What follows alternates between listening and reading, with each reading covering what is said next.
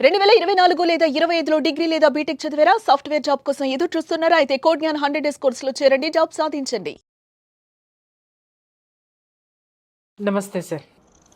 Sir చాలా వరకు నా దగ్గరకొచ్చిన కేసెస్ 498 ఏ. ఈ 498 ఏలో ఇటు ఆడవాళ్ళు ఎంత బాధితులున్నారో, మగవాళ్ళు కూడా అంతే బాధితులున్నారు సార్. చాలా కేసెస్‌లో నేను స్టడీ చేసింది ఏంటి అనంటే 490 ఇప్పుడు అవతల వాళ్ళని మనం ఢీకొట్టాలి, లేకపోతే వాళ్ళని గ్రిప్‌లో పెట్టుకోవాలి అనంటే 498 ఏ కేస్ వేయడం అనేది ఒక వెపన్ కింద, ఒక ఆయుధం కింద యూజ్ చేసుకుంటున్నారు.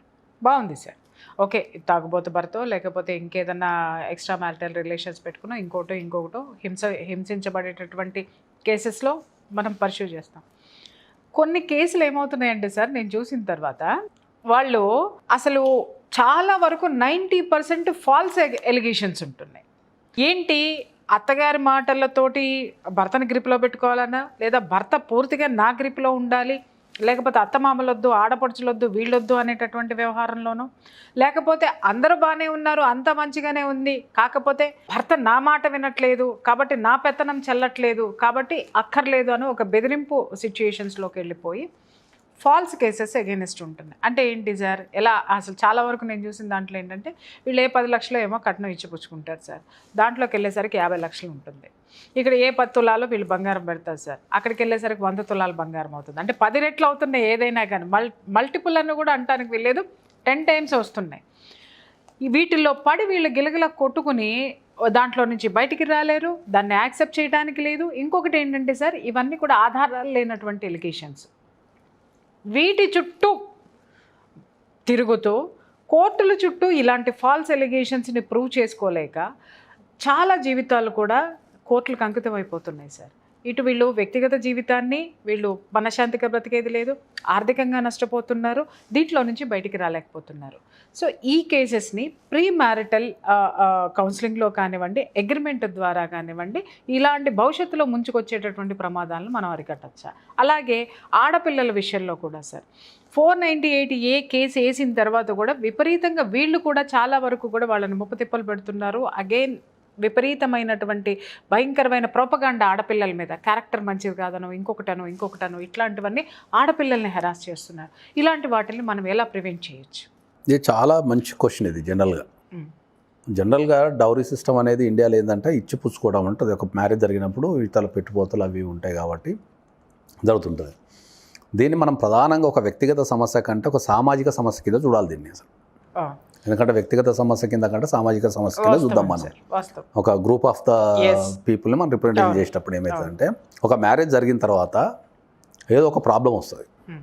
అది ఏ ప్రాబ్లం అయినా కావచ్చు. అది పైసలకు సంబంధించిన ప్రాబ్లం కావచ్చు, హ్యాబిట్కి సంబంధించిన ప్రాబ్లం కావచ్చు, రిలేషన్షిప్కి సంబంధించిన ప్రాబ్లం కావచ్చు, అది ఏ రకమైన ప్రాబ్లం కావచ్చు. ఈ ప్రాబ్లం వచ్చినప్పుడు ఏం చేస్తారంటే ఓవర్కమ్ చేయాలి కదా ఆ ప్రాబ్లం అని చెప్పేసి, ఏం చేయాలా అని చెప్పేసి చిన్న గీత పక్కన పెద్ద కాబట్టి ఏం చేస్తున్నారంటే, పోలీస్ స్టేషన్ పై కేసు పెడితే పిలిచి కౌన్సిలింగ్ చేయడమో బెదిరించడమో చేసి ఈ సమస్యను సాల్వ్ చేస్తున్న దగ్గర స్టార్ట్ అవుతుంది జనరల్గా. రెండో సైడ్ ఏంటంటే ఆ అమ్మాయిలు కూడా ఏమనుకుంటున్నారంటే, మాకు చట్టాలన్నీ మాకు అనుకూలంగా ఉన్నాయి, సో ఇమ్మీడియట్లీ మనం పోలీస్ స్టేషన్ పోయి కంప్లైంట్ చేయగానే మనకు సాల్వ్ అయిపోద్దని వీళ్ళు అనుకుంటారు. చట్టాలన్నీ అనుకూలంగా 100% ఉన్నాయి, కానీ వాటిని ఎగ్జిక్యూషన్ చేసే విధానం వాళ్ళకి తెలియదు. సుప్రీంకోర్టు చాలా క్లియర్ జడ్జిమెంట్ ఇచ్చింది మనకు. దాంట్లో పెట్టే కేసులలో 70% ఆఫ్ ద కేసెస్ ఫాల్స్ కేసెసే అని చెప్పేసి చాలా క్లియర్ జడ్జిమెంట్ ఇచ్చింది. సో ఇప్పుడు మీరు ఇంతకుముందు అన్నట్టు 10 లక్షలు కట్నం తీసుకొని ఓకే తర్వాత 50 లక్షలని రాస్తారు. అది జనరల్ ఎందుకు రాస్తారు అంటే, మనం 50 లక్షలు రాస్తే కనీసం మన 10 లక్షలు వస్తాయి కదా అని చెప్పి. అసలు కట్నం ఇవ్వడం నేరం, తీసుకోవడం నేరం, అవి రెండు నేరమే. ఉన్నప్పుడు ఎలా మెన్షన్ చేస్తున్నారు? నాకు ఇది అర్థం కానటువంటి విషయం. రెండు నేరమే, అది రెండు నేరమే. అందుకే ఎలా మెన్షన్ చేస్తున్నారు, కోర్టులు ఎలా తీసుకుంటున్నాయి, మీరు కూడా అడ్వకేట్స్ కూడా వాటిని ఎలా పర్సూ చేస్తున్నారు? ఇప్పుడు అదే వస్తుంది. ఇప్పుడు ఆ కంప్లైంట్ రాసేటప్పుడు మేము ఇచ్చినామని రాయారు, మమ్మల్ని డిమాండ్ చేస్తున్నారు అని రాసుకొస్తాం. హరాస్మెంట్, మమ్మల్ని 50 లక్షలు ఇప్పుడు కట్నం తెస్తేనే నన్ను కాపురానికి తీసుకెళ్తా అంటున్నాడు, 50 లక్షలు తెస్తేనే నన్ను ఇంట్లో ఉంచుతా అంటున్నాడు, 50 లక్షలు తెస్తేనే కాపురం చేస్తా, ఇట్లా అట్లాంటివన్నీ.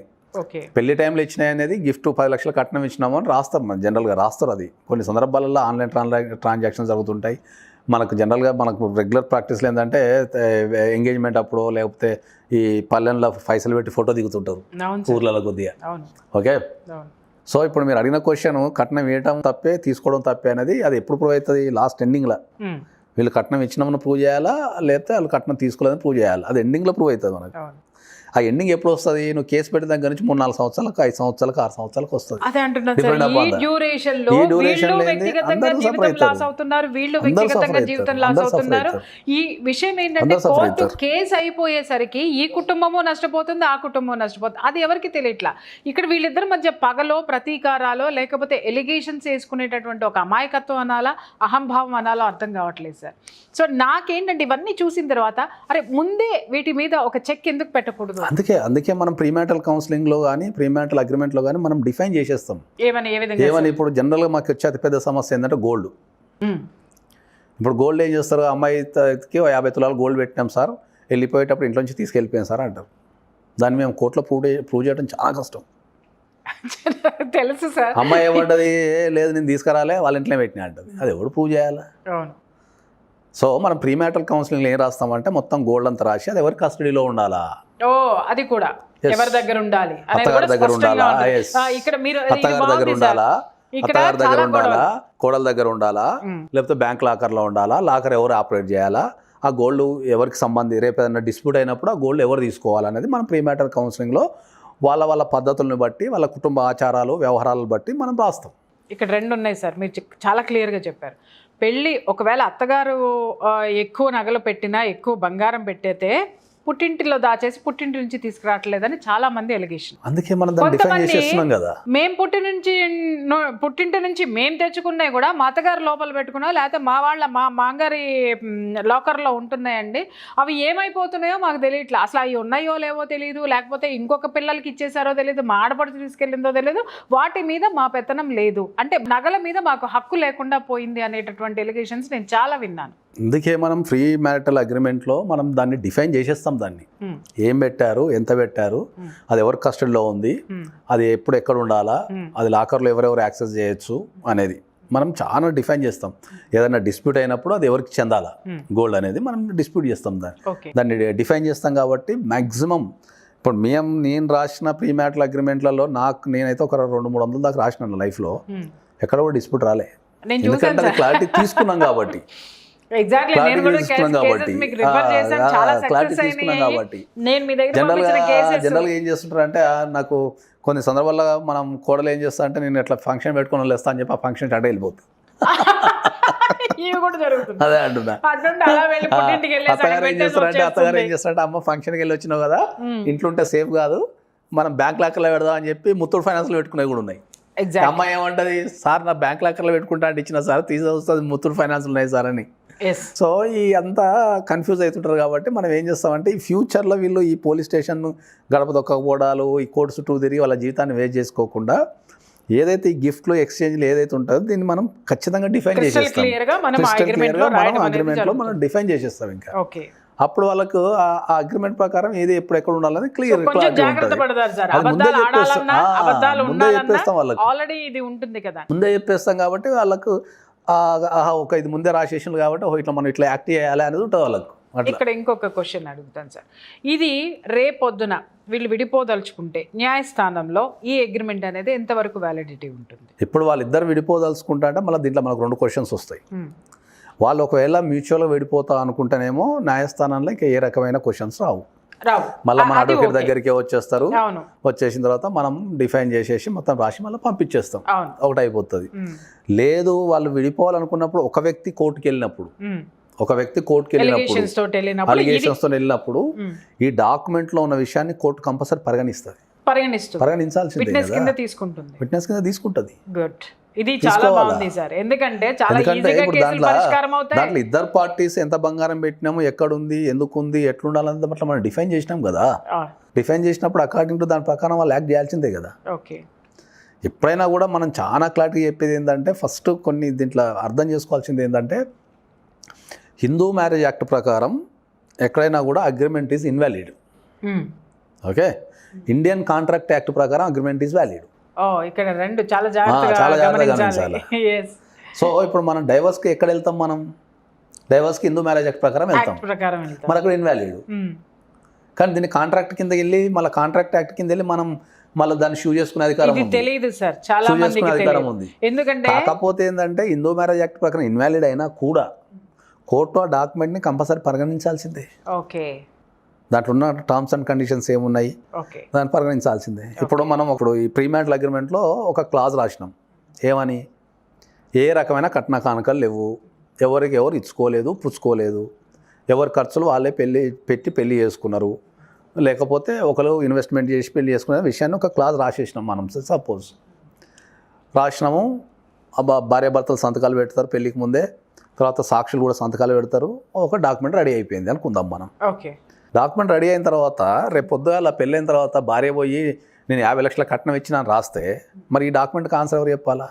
అవును బిఫోర్ మ్యారేజే చాలా క్లారిటీగా రాసేసినాం మనం, అవును అవును ఏ రకమైన కట్న కానుకలు లేవు అని రాసేస్తుంది. అవును మరి ఇంకేముంటుంది ఇంకా? యా సో అప్పుడు కోర్టు అయితే ఇది పరిగణించాల్సిందే కదా. Yes, అప్పుడు 50 లక్షల కట్నం ఇచ్చినానే అమ్మాయి పోయి కేసు వేస్తే అప్పుడు ఈ డాక్యుమెంట్ తీసుకెళ్ళి, సార్ మరి మేము పెళ్ళికి ముందే రాసుకున్నాం, ఇంతమంది సాక్షులు ఉన్నారు, మరి మేము రాసుకున్నామని చెప్పినప్పుడు ఈ డాక్యుమెంట్ అయితే ఎంతో కొంత అయితే సేవ్ అయితే చేస్తుంది కదా. Exactly sir. ఎంతో కొంత కాదు సార్. మీకు ఒక విషయం చెప్పమంటారా, ఈ డాక్యుమెంట్ ఎప్పుడైతే ఉంటుందో ఒకళ్ళ మీద ఒకళ్ళు ఫాల్స్ ఎలిగేషన్ వేసుకోకుండా వాళ్ళు దగ్గర పెట్టుకుని కాపురం చేస్తారని కూడా నాకు చాలా సందర్భాల్లో అనిపించింది. అందుకే పెళ్ళైన సందర్భంలో కూడా, పెళ్ళైన తర్వాత గొడవ లేనప్పుడు కూడా మన పెద్ద మనుషులు ఏం చేస్తారంటే ఎక్కడైనా కూర్చొని ఎట్లా మెలగాలి, ఏముంటుంది, ఎంత మొగుడు ఇంటికి పైసలు వేయలేదు అనుకో నెలకు 20,000 నువ్వు కంపల్సరీ ఇవ్వాలి అని రాస్తారు. అవును ఎస్. ఈ రోజు ఇవాళ రేపట్లో అవి జరుగుతున్నాయి సార్, అది నెక్స్ట్ ఎపిసోడ్లో మనం మాట్లాడుకుందాం. కానీ చాలా కీలకమైనటువంటి విషయాన్ని మాత్రం చాలా స్మూత్గా చెప్పారు. బట్ ప్రతి ఒక్కళ్ళకి కూడా ఈ సందర్భంగా నేను ఏం చెప్తున్నానంటే, ప్రీ మ్యారిటల్ అగ్రిమెంట్ వల్ల మనకి చాలా సమస్యలు, చాలా తలనొప్పులు తొలగిపోవడమే కాకుండా చాలా టైం కూడా మనకి సేవ్ అవుతుంది. అండ్ ఇంకొకటి ఏంటంటే, ఒకళ్ళ మీద ఒకళ్ళకి నమ్మకము, వాస్తవాన్ని అంగీకరించేటటువంటి అవకాశం కూడా మనకు వస్తుంది. కాబట్టి ప్రతి ఒక్కళ్ళు కూడా ఒక్కసారి మ్యారేజ్కి వెళ్ళేటటువంటి వాళ్ళు pre marital counselling and pre marital agreement మీద ఒకసారి దృష్టి పెడితే మీ పిల్లల్ని తర్వాత మా చుట్టూ తిప్పాల్సిన అవసరము, కోర్టుల చుట్టూ తిప్పాల్సిన అవసరము ఉండదు అనేది నాకు బలమైనటువంటి నమ్మకం. ఎందుకంటే నేను చూస్తున్నాను కాబట్టి ఒక్కసారి మీరందరూ కూడా, తల్లిదండ్రులు కూడా ఒకసారి పెళ్ళికి వెళ్ళే ముందు ఒకసారి ప్రీ మ్యారిటల్ కౌన్సిలింగ్ ఇద్దరికి ఇప్పించడము అండ్ ప్రీ మ్యారిటల్ అగ్రిమెంట్కి వెళ్తే కూడా మీకు ఇంకా మీ పిల్లల భవిష్యత్తు చాలా బాగుంటుంది అనేది నా నమ్మకం. Thank you so much sir, మంచి విషయాలు చెప్పారు. Thank you.